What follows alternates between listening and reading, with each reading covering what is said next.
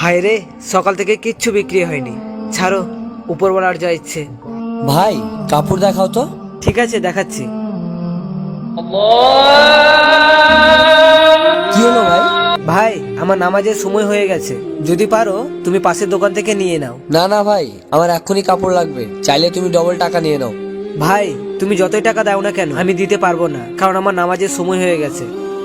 ভাই আজান তো এক্ষুনি হলো, নামাজের দেরি আছে, প্লিজ দিয়ে দাও না। তুমি কি আমার পাপের ভাগিদার হবে?